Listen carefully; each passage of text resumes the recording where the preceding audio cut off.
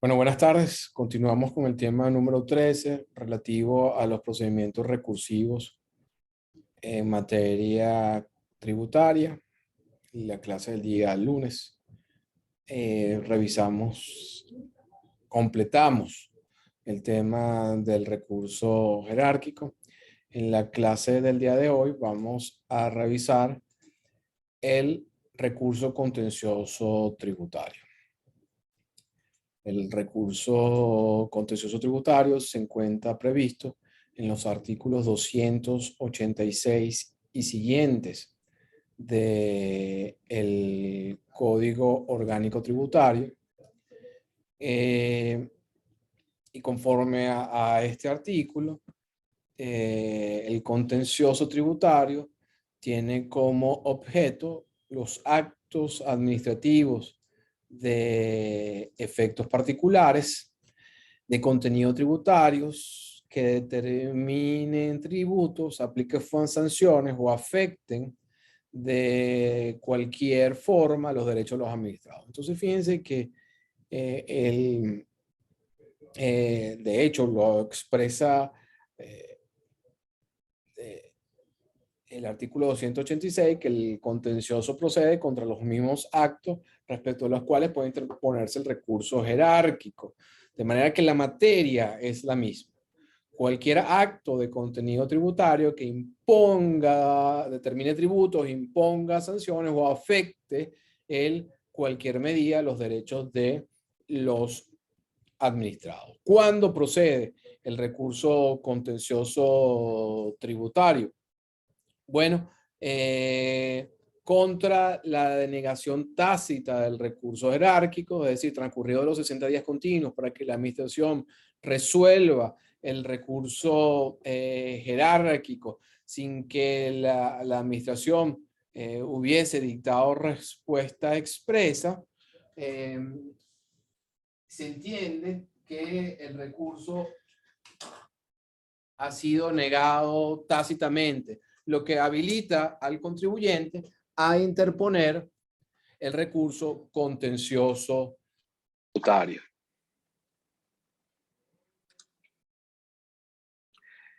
En segundo lugar, procede el recurso contencioso tributario respecto de las decisiones denegatorias expresas. Fíjense aquí, en este supuesto, ya no estamos hablando del silencio administrativo negativo, sino una decisión expresa de la administración que declare sin lugar o parcialmente sin lugar el recurso jerárquico. En todo caso, es importante insistir o resaltar, más que insistir, que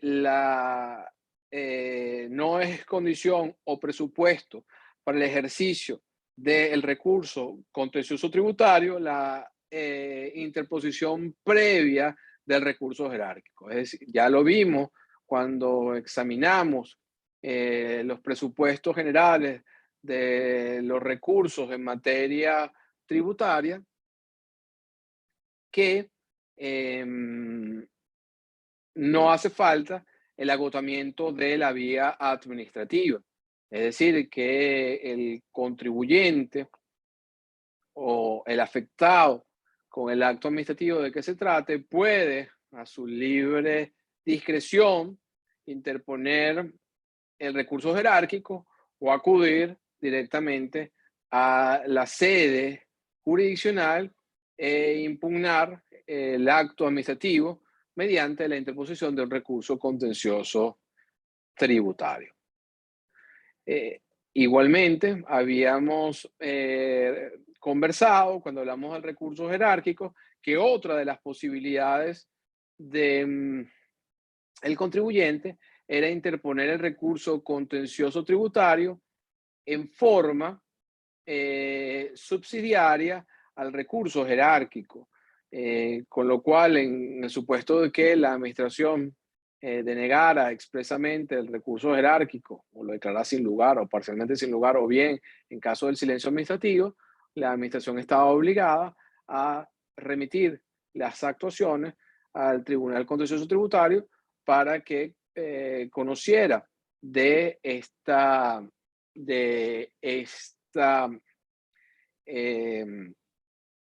negativa. En la práctica, si bien este procedimiento de la interposición subsidiaria del recurso jerárquico pudiese facilitar la impugnación en sede jurisdiccional, muchos litigantes prefieren no acudir a esta fórmula porque de alguna manera se pierde el control de el momento respecto del cual la administración envía las resultas al tribunal contencioso, pero en particular porque a los fines del contencioso se estarían reproduciendo o reeditando el recurso jerárquico. Y en muchas ocasiones, la resolución, en caso de decisiones expresas del jerárquico, tiene elementos nuevos o distintos o valoraciones de las pruebas que el contribuyente puede tener, puede estar interesado en desvirtuar, enervar, incluso ampliar los argumentos o los medios de defensa empleados en sede administrativa en el ámbito jurisdiccional. Establece el artículo, el parágrafo segundo del artículo 286 del Código Orgánico Tributario, que no procede el recurso contencioso, y aquí de nuevo nos encontramos frente a una reedición de lo que ya vimos en la oportunidad de revisar el recurso jerárquico contra los actos dictados por una autoridad competente en un procedimiento amistoso previsto en un convenio para evitar la doble tributación. Igualmente, en los actos dictados por autoridades extranjeras que determinen impuestos y sus accesorios cuya recaudación sea solicitada de acuerdo con los tratados internacionales, y el último de los supuestos, en los demás casos señalados expresamente por este código, las leyes, y ya habíamos hablado del caso de las consultas o en el caso de las intimaciones de derechos pendientes. En este sentido, el contencioso tributario participa de la naturaleza del contencioso administrativo en general en relación con las facultades del juez y la universalidad del control del juez contencioso tributario, que puede anular, revocar o modificar el procedimiento administrativo. Señala el artículo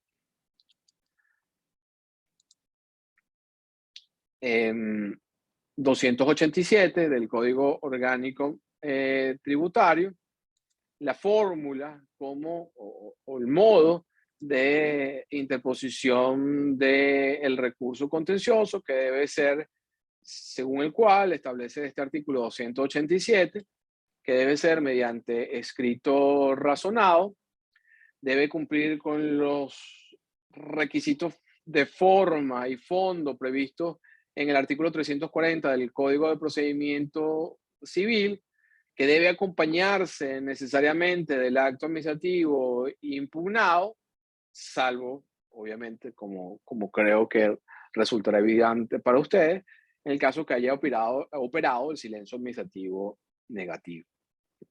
Igual como sucede en el recurso jerárquico, el error en la calificación del recurso no será obstáculo para su sustanciación siempre que el escrito y de las actas procesales se deduzca su verdadero valor. Parece un error de un abogado no avesado, pero en todo caso el hecho que hubiesen denominado demanda de nulidad o recurso de apelación o recurso de casación, invocando un ejemplo descabellado, en ninguno de estos casos ese error en el nombre atribuido al escrito impedirá su tramitación, siempre y cuando de dicho escrito se deduzca su verdadero carácter.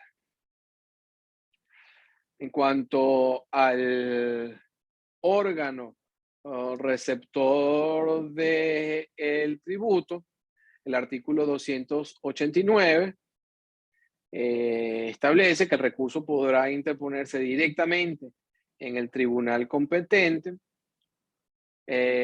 o por ante un juez con competencia territorial en el domicilio fiscal del recurrente, y asimismo establece que subsidiariamente podrá interponerse ante la oficina de la administración de la cual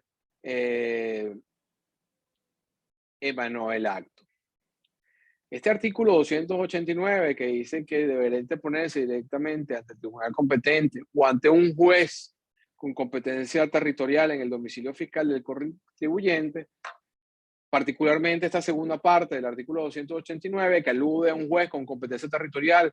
Fíjense que no es competencia por la materia, no es un juez contencioso tributario, sino un juez con competencia territorial que pudiese ser de civil, mercantil, de familia, municipio, siempre que tenga competencia en el domicilio del recurrente. Es una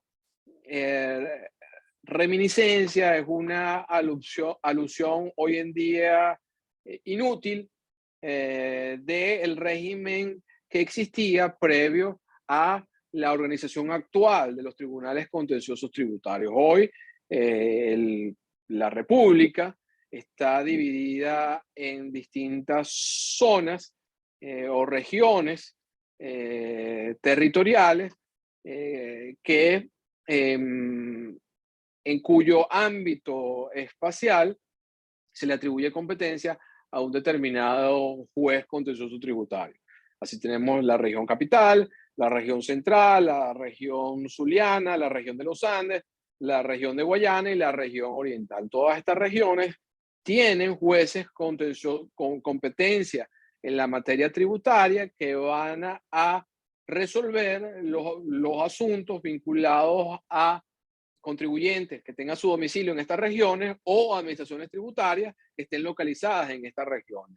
Les digo que es una reminiscencia o un artículo que requiere su actualización porque en el pasado solamente los tribunales con competencia en la materia tributaria tenían su sede en la región capital, aquí en Caracas. De manera que en muchas ocasiones era complicado para un contribuyente, imagínense, localizado en el Táchira, acudir a Caracas para interponer su recurso aquí en la capital.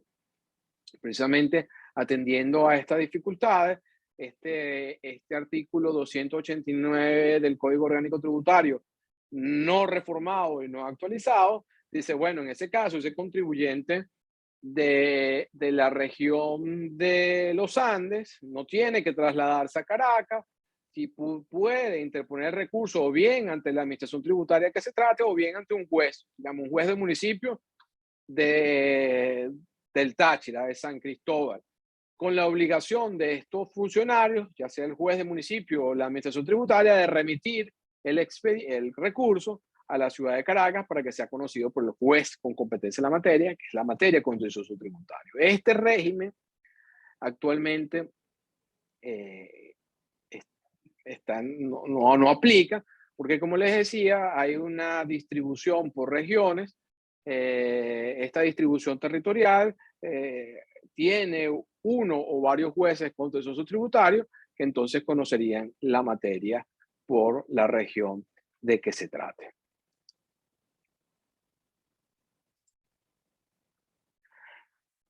En cuanto al tiempo para la interposición del recurso contencioso tributario, tenemos que el código en el artículo 288 establece un lapso de caducidad de 25 días hábiles que son contados a partir de la notificación del acto que se impugna. E insisto, cuando hablo de la notificación, tenemos que recordar los presupuestos de aquella y cuándo se entiende consumada, dependiendo si la notificación fue efectuada en forma personal o no. Entonces, 25 días hábiles a partir de la notificación del acto que se impugna o bien del vencimiento del acto para que la administración resuelva el recurso jerárquico en caso de denegación tácita. Yo quisiera compartir pantalla para destacar algo importante en cuanto al lapso de caducidad para la interposición del recurso contencioso tributario.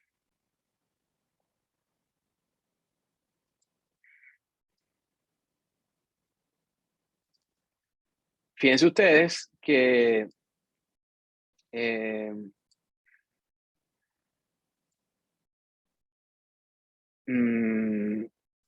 el artículo 288 del Código Orgánico Tributario, creo que antes le había dicho 289, no recuerdo, pero en todo caso, este artículo destaca que el lapso para interponer el recurso jerárquico será de 25 días hábiles. Y quisiera en este momento destacar la palabra, la expresión 25 días hábiles.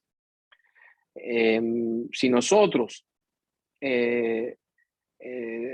atendemos a la expresión 25 días hábiles, tendríamos que entonces simplemente entender cuáles son esos días en que el tribunal resolvió atender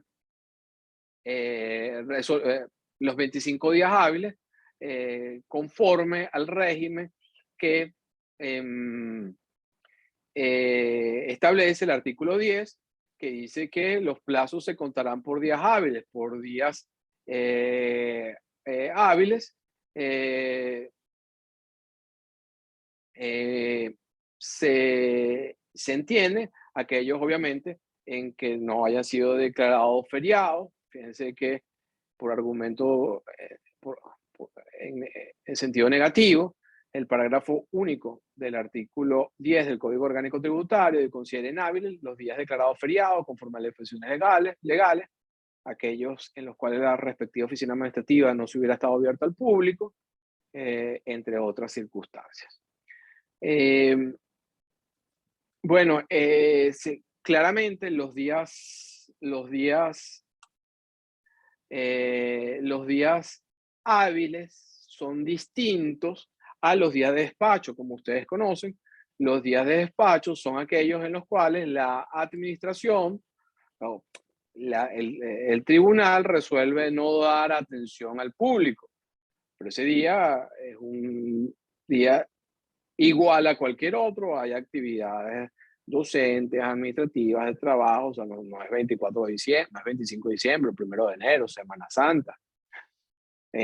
Simplemente es un día en que el tribunal ha resuelto no atender al público.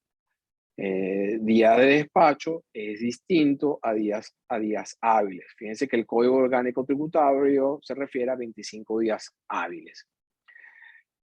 ¿Qué sucede? Que si el día 25, que es el último día hábil para interponer un recurso, el contribuyente, el tribunal no hubiese atendido al público ese día, no hubiese dado despacho ese día, simplemente al no dar despacho ese día, la actuación queda diferida para el día hábil siguiente. En caso de que el día hábil siguiente el tribunal dé despacho. Días de despacho son distintos a días hábiles. No obstante, este régimen bastante, para mí, muy claro que prevé el Código Orgánico Tributario, la Sala Político-Administrativa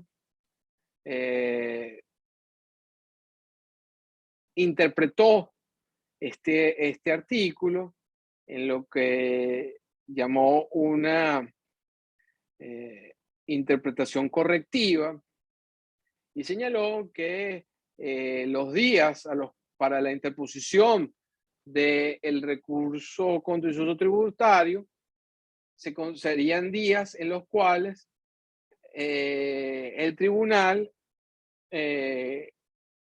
diera despacho, es decir, días de despacho. En consecuencia, modificó el régimen de interposición, el lapso de interposición del recurso contencioso tributario, que ahora ya no se va a tomar por días hábiles, sino por días de despacho. ¿Qué quiere decir esto?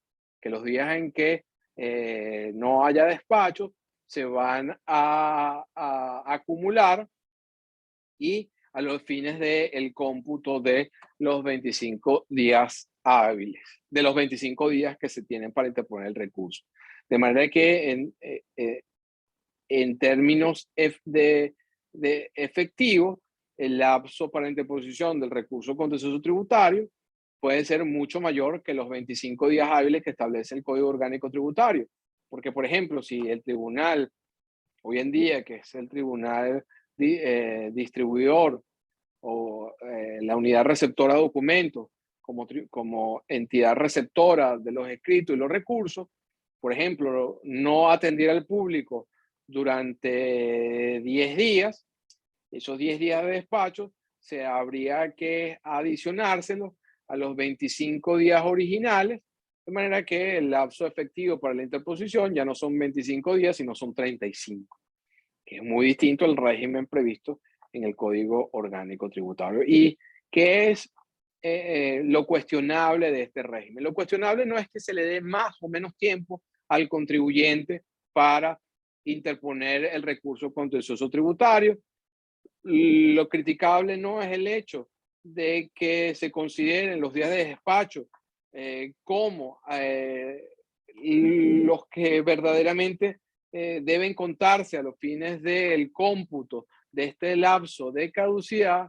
Lo cuestionable tiene que ver con que este fallo de la Sala Político-Administrativa constituye una reforma del Código Orgánico Tributario por un ente que no tiene la competencia para reformar las leyes, porque lo que dijo la Sala Político-Administrativa es que los días para la interposición del recurso contencioso tributario son 25 días de despacho. Pero si leemos el texto del Código Orgánico Tributario, dice 25 días hábiles. ¿Qué hace la Sala Político-Administrativa? Reforma el Código Orgánico Tributario.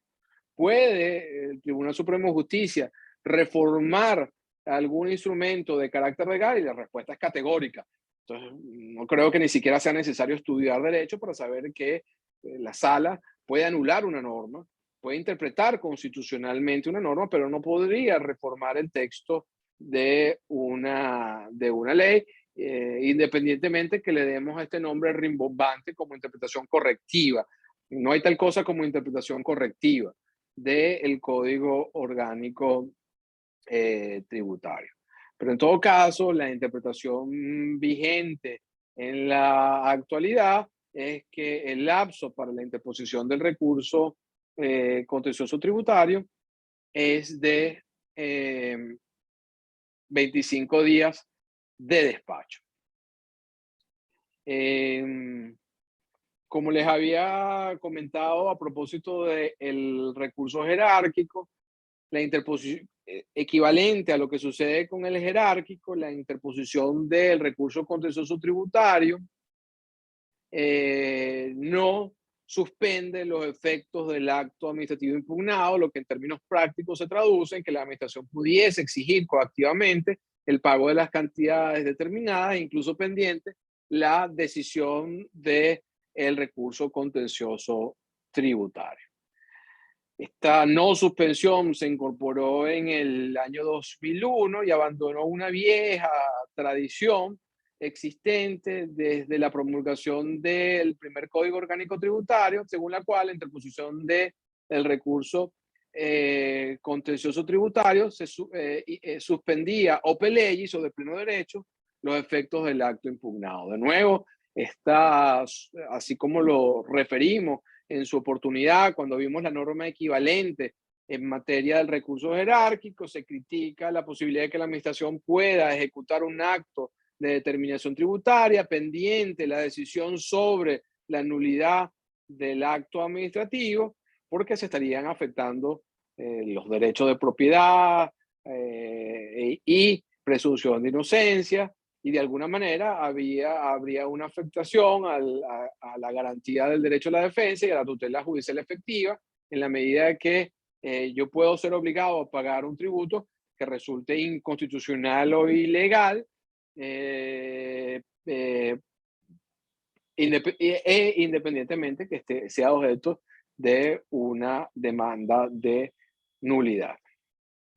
El Código Orgánico Tributario sí establece la posibilidad de que el recurrente pueda solicitarle al tribunal la suspensión de los efectos del acto recurrido a través de una medida cautelar, en la medida que la ejecución pudiese causar graves perjuicios al interesado, o bien si la impugnación se fundamentare en la apariencia del buen derecho. Esto vamos a de nuevo a ver la norma, porque vamos a tener aquí, tenemos otra interpretación correctiva que hizo la Sala Político-Administrativa en el caso Mercedes-Benz respecto de esta norma que prevé la posibilidad de suspender cautelarmente los efectos de el acto recurrido. Artículo 290 del Código Orgánico Tributario establece lo siguiente.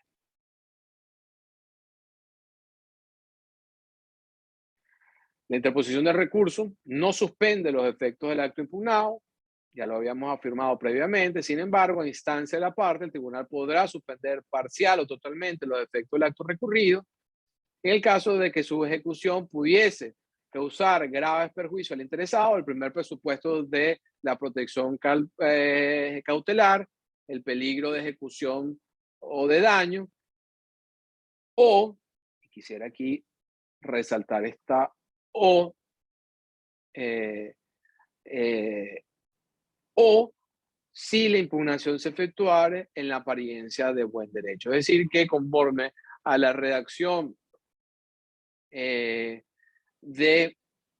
el código, la suspensión puede darse o bien porque el acto puede causar un perjuicio al particular, a la esfera de sus derechos subjetivos, o la impugnación estuviese fundamentada en la apariencia del buen derecho o el denominado fumus bonis iuris. Fíjense que se trata de una o disyuntiva, es lo uno o lo otro. Si bien el poder cautelar generalmente requiere la acreditación concurrente a ambos extremos del fumus bonis iuris y el periculum in mora, la redacción prevista de este artículo dice que bastaría la acreditación de uno u el otro para que el juez proceda a suspender cautelarmente los efectos del acto impugnado. En el caso que les decía Mercedes-Benz, el juez, la sala político-administrativa, nuevamente invocando la denominada interpretación correctiva, consideró que el legislador se había equivocado y que deberían acreditarse concurrentemente ambos presupuestos, el periculum in damni y el fumus bonis iuris, como elementos para que procediera la medida cautelar. Nuevamente, yo tengo que hacer la misma crítica a este activismo judicial, a esta denominada interpretación correctiva, porque bajo este expediente de la interpretación correctiva, la sala político-administrativa está invadiendo competencias que le corresponden a la Asamblea Nacional como ente creadora de instrumentos de naturaleza legal. Se trata de un expediente peligrosísimo que de nuevo constituye un síntoma del deterioro institucional que vivimos en nuestro país. De manera que en caso de que el juez no acuerde la medida cautelar de suspensión de efectos, las consecuencias son que el contribuyente tendrá que pagar las cantidades que le han sido determinadas, los intereses moratorios y las multas, o bien se expone a un embargo ejecutivo. ¿Qué significa un embargo ejecutivo? Bueno, es la disposición de bienes de su propiedad que serán sacados a remate a los fines, a los fines de que con el resultado de ese remate la administración pueda cobrarse sus respectivas a creencias. Con lo cual, fíjense que es válido que un contribuyente se abstenga de ejercer válidamente el recurso contencioso tributario al cual le asiste un derecho a interponer, simplemente ante el temor de que independientemente que recurra, la administración le cobre las cantidades determinadas y cuya nulidad él está demandando, lo cual constituiría una afectación al principio de la tutela judicial efectiva.